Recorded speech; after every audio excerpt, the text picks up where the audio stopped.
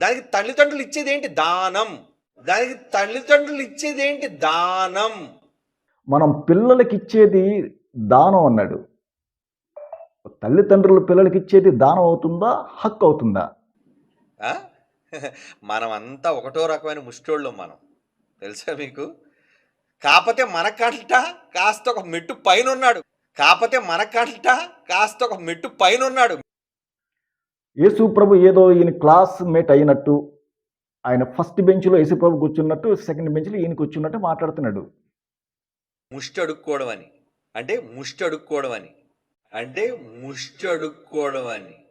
తండ్రి అయిన యెహోవా దేవుడు ఎప్పుడైనా భిక్షగాడు అని పిలిచాడా? లేదు అనుకుంటే యేసు ప్రభు నేను భిక్షగాడిని అని ఎప్పుడైనా చెప్పాడా? రాజు అడుగుతున్నారు, వయసు 30, అమలాపురం నుంచి. ఏమన్నా అన్నయ్య వందనాలు అన్నయ్య, మొన్న మీరు నిత్యత్వం గురించి మాట్లాడుతూ యేసు ప్రభు వారికి నిత్యత్వం దేవుడు పెట్టిన భిక్ష అన్నారు. యేసు ప్రభు వారు అంత తక్కువైన వారా? ఏమండి, మళ్ళీ ఇదో కొత్త ప్రశ్న అన్నాను. అవును, యేసుక్రీస్తు వారుకి తండ్రి భిక్ష పెట్టారు. అయితే ఇప్పుడు మీకు సరైన మాట చూపించాలి నేను, తప్పదు మరి. హెబ్రీ పత్రిక చూడండి మరి మీరు. హెబ్రీ పత్రిక 5వ అధ్యాయం. ఇప్పుడు ఇలా మాట్లాడితే యేసుప్రభుని బెచ్చగాడా అని అంటే ఇప్పుడు నిజంగా బెచ్చగాడో కాదు మీకు చూపిస్తాను ఇప్పుడు. యేసు ప్రభు వారి ఈ మాట హెబ్రీ పత్రిక 5వ అధ్యాయం 7వ వచనంలో ఏమని రాయబడింది చూడండి. ఆయన కోసం, శరీరధారిగా ఉన్న దినములలో మహారోదనముతోను కన్నీళ్లతోను తన్ను మరణము నుండి రక్షింపగలవానికంటే ఈయన రక్షించుకోలేడా? ఏమండి, యేసు ప్రభు తండ్రితో సర్వశక్తిమంతుడు, ఆయనతో సమానుడు అని మనం అనుకుంటాం కదా. ఓకే, సమానుడిగా దేవుడు ఉంచాడు తండ్రి. ఉంచినప్పుడు ఇక్కడ ఏమంటున్నాడు? తన్ను మరణము నుండి రక్షింపగలవానికి ఏం చేశారట? ప్రార్థనలు. యాచన అంటే ఏంటి చెప్పండి? యాచన అనే పదం ఏంటి చెప్పండి? యాచన అంటే యాచించడం అంటే బెగ్గింగ్. మీకు అర్థమైందా లేదా? యాచన, యాజకులు కాదు, యాచకులు. యాచన అంటే నాకు ధర్మం చేయండి అయ్యా, నాకు కొంచెం సహాయం చేయండి అయ్యా, నాకు ఇవ్వండి అయ్యా. ఒక వ్యక్తి మరొక వ్యక్తిని అడగడం. నానా నాకు బూట్లు కావాలి నానా, యాచిస్తున్నాడు కొడుకు. నానా నాకు బైక్ కావాలి నానా, యాచిస్తున్నాడు కొడుకు. నానా నాకు డ్రెస్ కావాలి నానా, అడుగుతుంది అమ్మాయి తల్లిని. అమ్మా నాకు డ్రెస్ కావాలమ్మా, యాచిస్తుంది. సరేనా, బట్టలు కావాలా? ఓకే కొనుక్కో, ఇస్తున్నాను డబ్బులు, ఎంత కావాలి? బైక్ కావాలా నాన్న నీకు? ఓకే కొంటానులే, ఇస్తానులే. నువ్వు అడిగావుగా, నువ్వు అడుగుతున్నావు కదా నన్ను. తల్లిదండ్రులైన వాళ్ళని ఎంతోమంది పిల్లలు అడుగుతారు. దానికి తల్లిదండ్రులు ఇచ్చేది ఏంటి? దానం. మరి పిల్లలు అడిగిన దాన్ని ఏమంటారు? యాచన. ఇప్పుడు యేసుప్రభుకు కొడుగ్గా ఎవరిని యాచిస్తున్నాడు? యాచన అంటే చేతులు చాపి అర్థించటం, దేహి అనటం. ఎప్పుడు మాట్లాడినా ప్రూఫ్ లేకుండా మాట్లాడదు. బిఓయుఐ.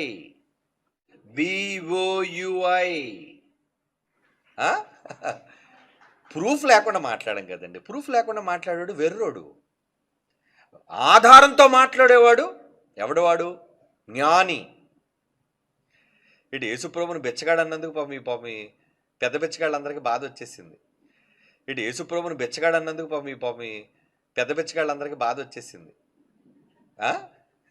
మనమంతా ఒకటో రకమైన ముష్టోళ్ళం మనం,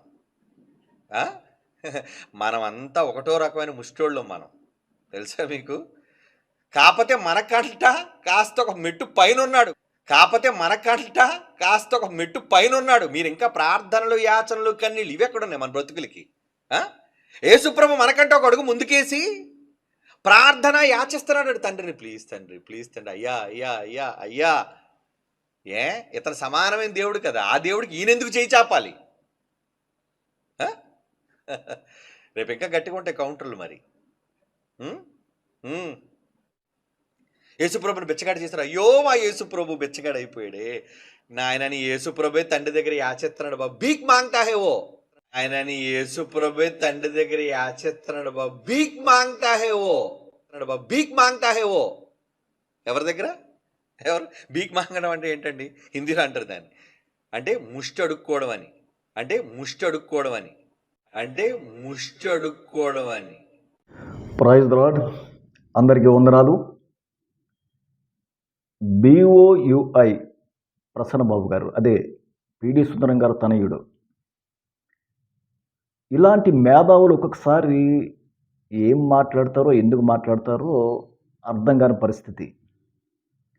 ఎందుకంటే యేసుక్రీస్తు ప్రభువారి దైవత్వాన్ని కోసం కొంతమంది మాట్లాడుతూ ఉంటే, ఆ దైవత్వాన్ని మరీ కించపరిచేలా మాట్లాడుతూ ఉన్నారు ఈ BOUI ప్రసన్నబాబు గారు.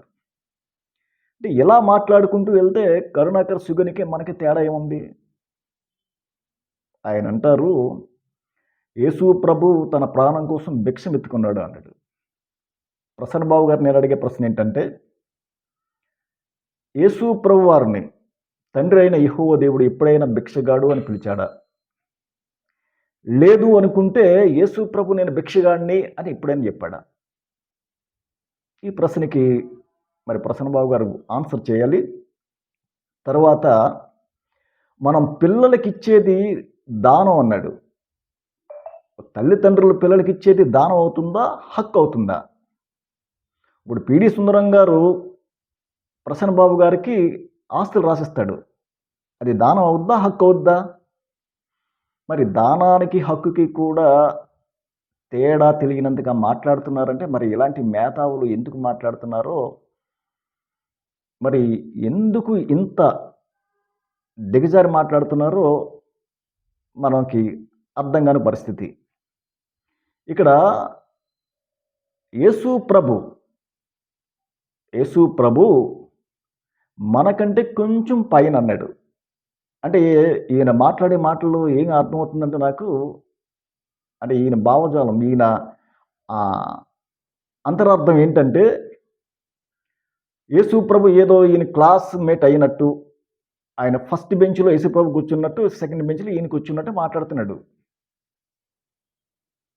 అయ్యా ప్రసన్నబాబు గారు, యేసు ప్రభు అందరికీ ప్రభు. ఆ విషయాన్ని మీరు గుర్తుంచుకోవాలి. తర్వాత ఇక్కడ ఏమంటున్నాడు? యోహాను సువార్త 1వ అధ్యాయం 12వ వచనంలో, ఆయనను ఎందరు అంగీకరించరో వారందరికీ దేవుని పిల్లలగుటకు ఆయన అధికారము అనుగ్రహించాడు అన్నాడు. యేసుక్రీస్తు ప్రభు మన జీవితాల్లో ఆయన రక్షకుడిగా మనం అంగీకరించకపోతే ఏ మానవుడు పరలోకం ఉన్న తండ్రికి కుమారుడు కాలేం. మరి ఈ విషయం మీకు అర్థమవుతుందా? మీరు ఒకసారి ఆలోచించండి. మీ ఎగోలకు పోయి మా దగ్గర జ్ఞానం ఉంది అనుకునేటట్టు ఆలోచించకుండా, మాట్లాడకుండా మీరు కొంచెం వివేచనతో మాట్లాడాలని మనం చేస్తున్నాం. తర్వాత యేసుక్రీస్తు ప్రభు వారిని మత్తయి సువార్త 3వ అధ్యాయం 17వ వచనంలో బాప్తిసం తీసుకుని బయటకు వచ్చిన తర్వాత, ఇదిగో నా ప్రియ కుమారుడు అన్నాడు. యోహాను సువార్త 3:16లో అద్వితీయ కుమారుడు అన్నాడు.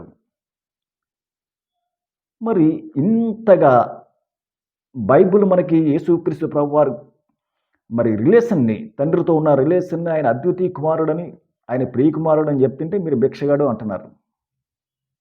ఇదేనా మీరు బోధించాల్సిన విషయం? తర్వాత ఒకవేళ యేసుక్రీస్తు ప్రభు తండ్రి నన్ను బ్రతికించుని భిక్షం ఎత్తుకుని ఉంటే, మరి ఆయన స్వయంగా మాట్లాడింది. మీరు ఇప్పటివరకు పౌలు చెప్పిన మాటలను హెబ్రీయుల పత్రికలో తీసుకుని మాట్లాడారు. కానీ యేసు ప్రభు వారు స్వయంగా చెప్తున్న మాట ఏంటంటే, యోహాను సువార్త 11వ అధ్యాయం 25వ వచనంలో ఆయనే స్వయంగా చెప్తున్నాడు మార్తతో, పునరుద్ధానమును జీవమును నేనే, నా యందు విశ్వాసం ఉంచేవాడు ఎన్నటికి చనిపోడు, చనిపోయిన వాడు తిరిగి బ్రతుకుతాడు అన్నాడు. పునరుద్ధానము జీవమును నేనే అన్నాడా యేసు ప్రభు, లేక తండ్రే పునరుద్ధానం జీవం అన్నాడా? కాబట్టి ఒకసారి ఆలోచించండి. మీరు ఎవరినో ఓడించాలని, ఏదో మీ గొప్ప కోసం మీరు ఏదో చేయాలనుకుని వాక్యాన్ని దయచేసి వక్రీకరించద్దు. యేసుక్రీస్తు ప్రభువారు స్వయంగా ఇప్పుడు మనకి ఆయన ఎక్కడ చూసినా అద్వితీయ కుమారుడని వ్రాయబడి ఉందే తప్ప ఆయన భిక్షగాడు అని ఎక్కడ చెప్పలేదు. అపోస్తులు ఎక్కడ భిక్షగాడని చెప్పలేదు. తండ్రి భిక్షగాడని చెప్పలేదు. కుమారుడు నేను భిక్షగాడని అని చెప్పుకోలేదు. తండ్రి నీవన్నీయు నావి, నావియును నీవి అని యేసు ప్రభువారు స్వయంగా చెప్పాడు. ఆయన పరలోకాన్ని ఆది యందు వాక్యముండెను, యోహాను సువార్త కూడా అధ్యాయం 1-4 వచనాలు మనం చూస్తే సమస్తమును ఆయన మూలముగా కలిగాను అని వ్రాయబడి ఉంటుంది. కలిగి ఉన్నది ఏది ఆయన లేకుండా కలగలేదు. మరి ఆయన లేకుండా సృష్టికర్త అయిన దేవునితో సమానం, తండ్రితో సమానంగా ఆయన కూడా సృష్టిలో భాగస్వామి అయినప్పుడు, అదే సువార్తలో ఆయనలో జీవం ఉండెను అని వ్రాయబడి ఉంది. ఆయనలో జీవం ఉన్నప్పుడు మీరు ఎలాగ మళ్ళా ప్రాణం కోసం భిక్షమెత్తుకున్నాడని మాట్లాడగలుగుతారు? కొంచెం ఆలోచించండి. జ్ఞానం మీ దగ్గర ఉండొచ్చు, కానీ వక్రీకరణ అనేది ఉండకూడదు. BOUI చాలా జ్ఞానం ఉందని మీరు చెప్పొచ్చు, ఉంటే ఉండొచ్చు, కానీ యేసు ప్రభువారి దైవత్వాన్ని కించపరిచే విధంగా మీరు మాట్లాడితే ఆ జ్ఞానం ఎవరికి అవసరం లేదు. ఆ జ్ఞానం ఎవరికి అవసరం లేదు. ఆ జ్ఞానం మీకున్న జ్ఞానాన్ని బట్టి మరి మీరే సంకలు చర్చుకోలేమో తప్ప ఎదుటి వాడికి ఏ మాత్రం మీ జ్ఞానం అవసరం లేదు. దయచేసి మిమ్మల్ని విన్నవించేది ఒకటే, మీరు యేసుక్రీస్తు ప్రభువారి దైవత్వాన్ని కించపరచొద్దు. ఒకవేళ మీరు అలా కించపరిచినట్లయితే మీకు అన్యులకి ఏమి తేడా? మతోన్మాదులు ఉన్నారు ఇప్పుడు, హిందూ మతోన్మాదులు, వాళ్ళకి మీకు ఏ మాత్రం తేడా లేదు. దయచేసి మరి నేను అడిగిన ఈ ప్రశ్నలకు జవాబు చెప్తారని మనం చేసుకుంటున్నాను. ఆమేన్.